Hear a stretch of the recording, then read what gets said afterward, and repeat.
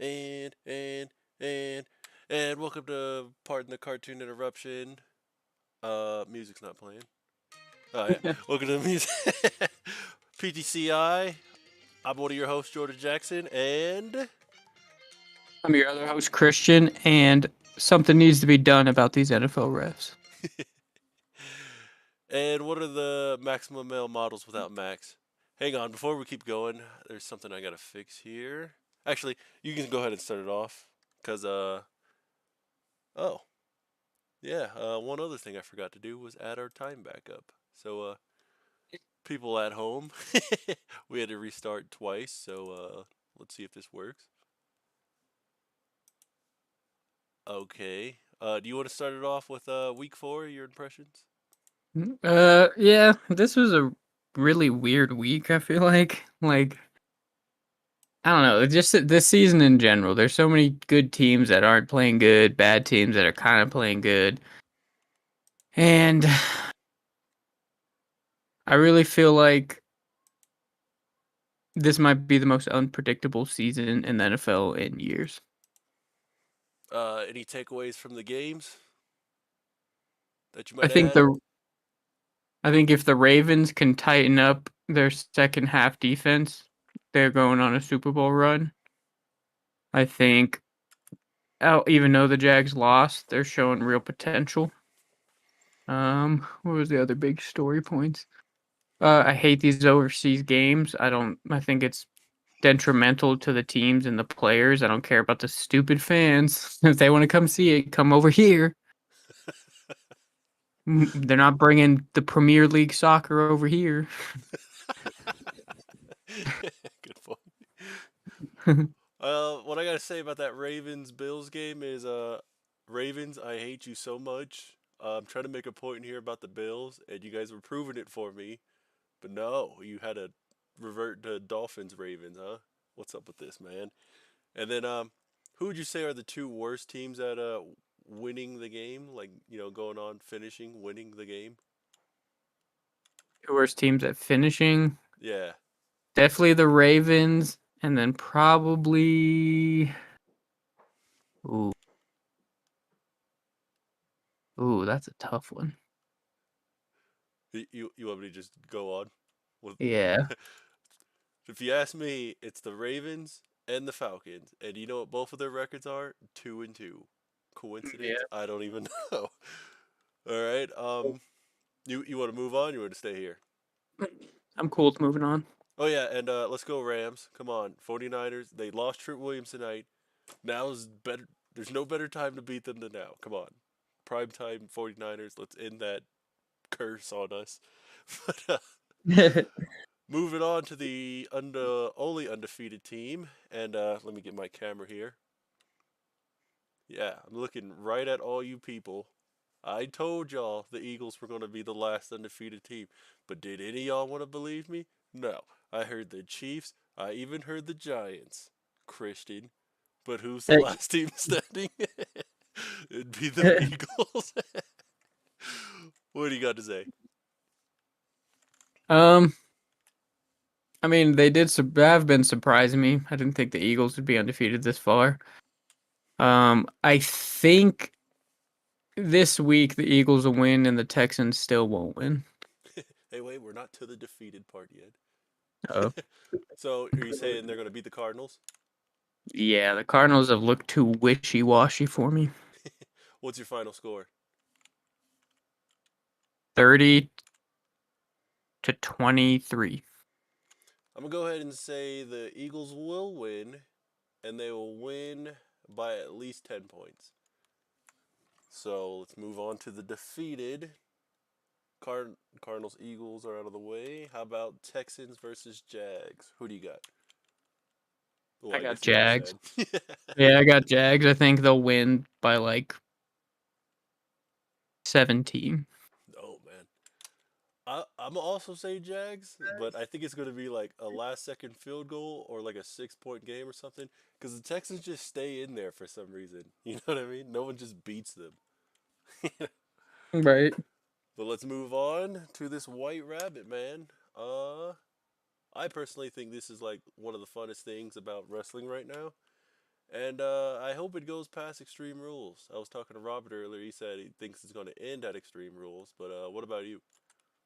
Uh, I think I don't know if it's gonna end, but I think we're gonna get some sort of reveal at Extreme Rules, and it's got to be Bray. If it's not Bray, then I think everyone's just gonna be disappointed. Because now I'm hearing like Malachi Black, but I don't know.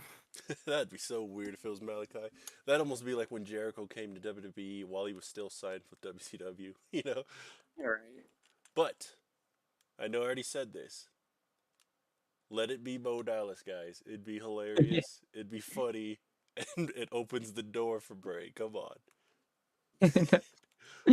Or or what if it's Justin Gabriel, huh? Remember him? He was a rabbit Justin once. Gabriel.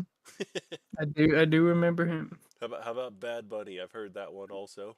Eh? It's gonna be Adam Rose. Yeah. All right, let's move on to.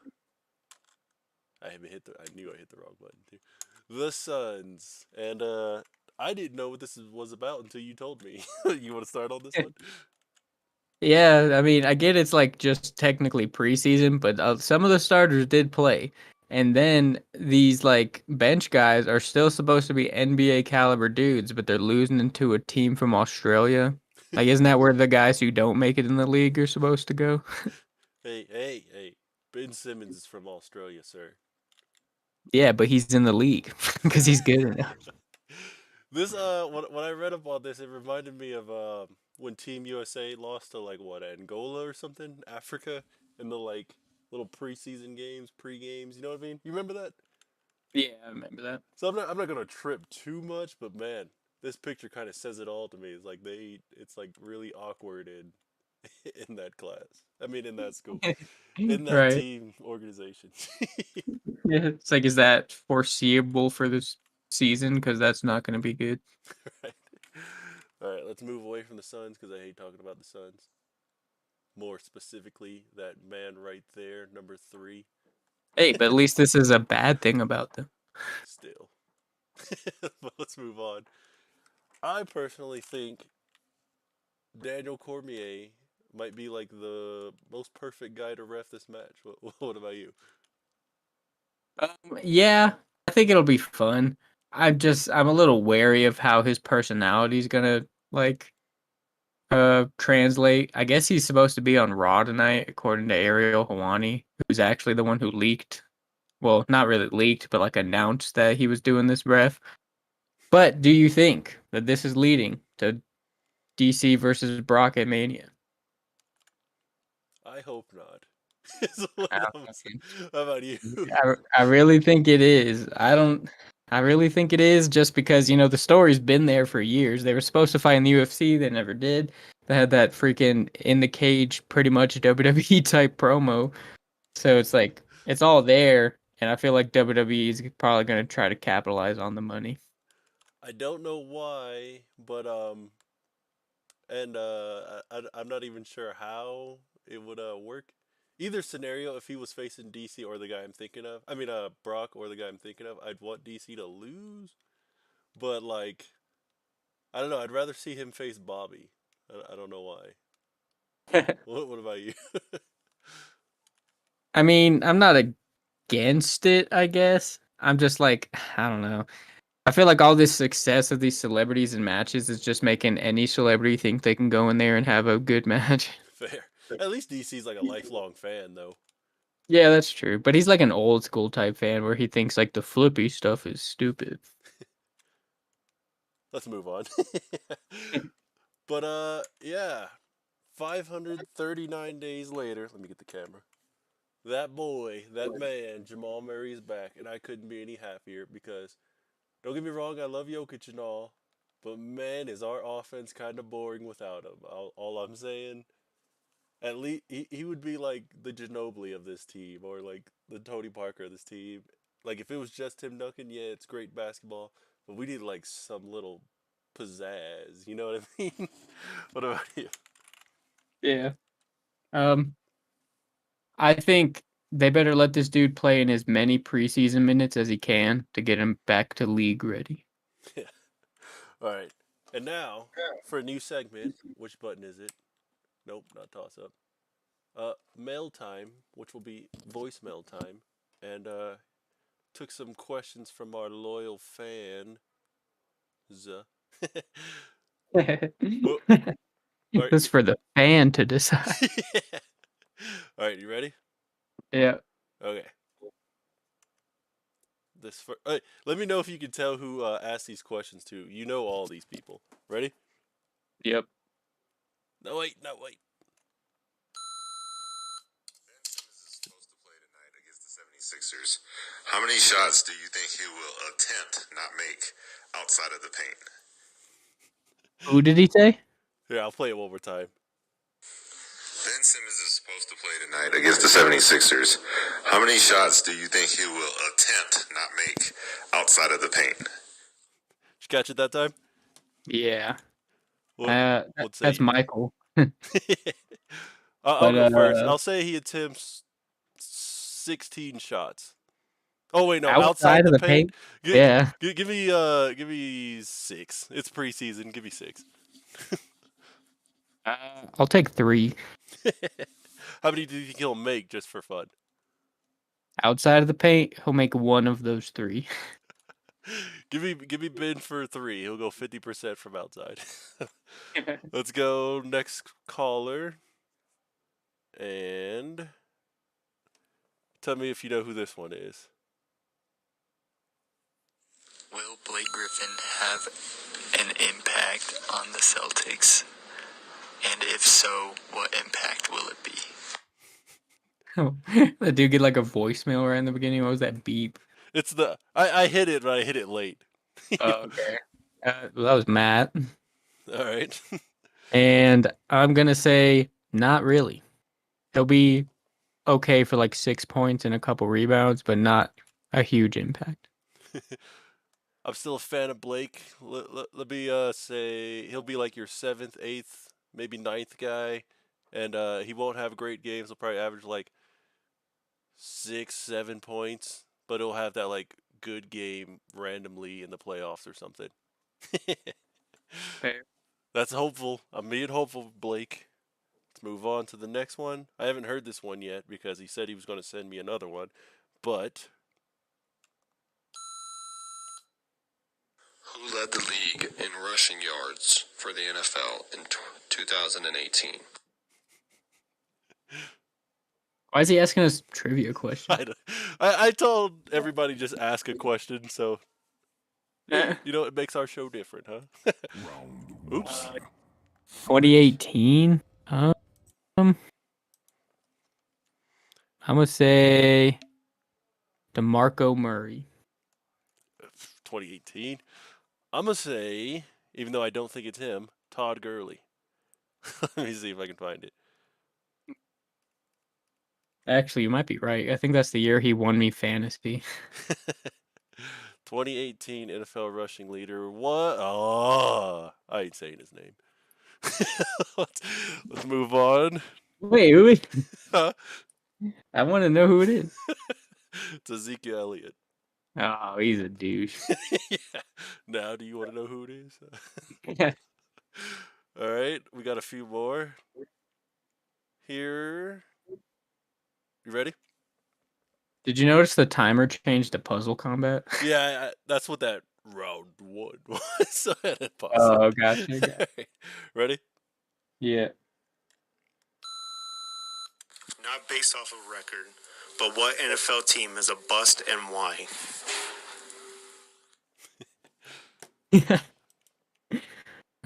His voice, man. I'm gonna say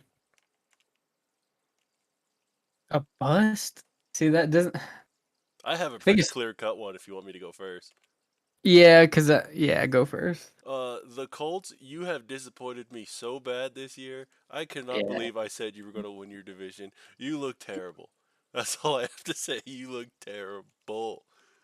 You would've got- See, part of me was gonna say the Raiders, but I think they might potentially turn it around.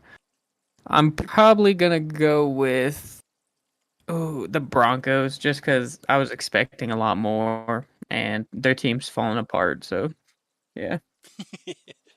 All right. next one. All right, this one's kind of long, so you ready? Yeah.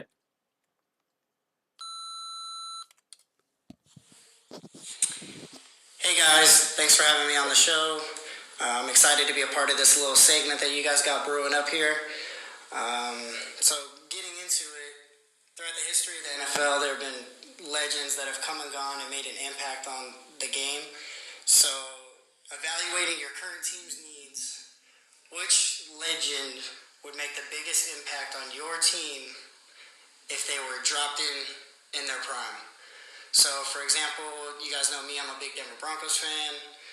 With the injury to Jamal Williams, it'd be nice to get a all-pro legend running back there to help out, establish some run game, and get something clicking for this offense. So I'd love to see Terrell Davis in his prime back there, helping us establish some consistency in the run game. As far as on the defensive side, I'm pretty happy with where we're at, but I can't imagine a better legend back there than Champ Bailey in his prime, opposite of Pat Surtain, basically shutting down 2 receivers every game. I don't know, I just think that'd be like a beauty to see. So I'm interested to see what legends would make impact on your team today. Again, thanks for having me on the segment. Have fun, guys. All right. To start it off, I got to do it to you, Dusty. You got to get your own player's name right, all right? It's Javonte Williams, not Jamal. He plays for the Lions. Yeah, I think you did mess that up. But, I mean, if we're doing both sides of the ball, offense, I got to go Drew. You put Drew on this team right now with the receivers we have, oh my God, we'd be unstoppable. But on defensive side of the ball, is it a player that played for us or any player? I mean, his initial question was, any legend? Yeah, but then he gave Broncos players. Yeah, I mean, he's a Broncos fan, so but I don't think we have to be in that little niche, Yeah. I would say give me Lawrence Taylor because we need some pass rush. All right. If you only got to pick one, though, who are you taking? Drew. Okay. All right. Let me go. If I'm doing offense, oh man, I'm still shooting out there that we'll hopefully sign OBJ. So I'm not going to say like Torrey Holt or Isaac Bruce or nothing, but give me either Marshall Faulk.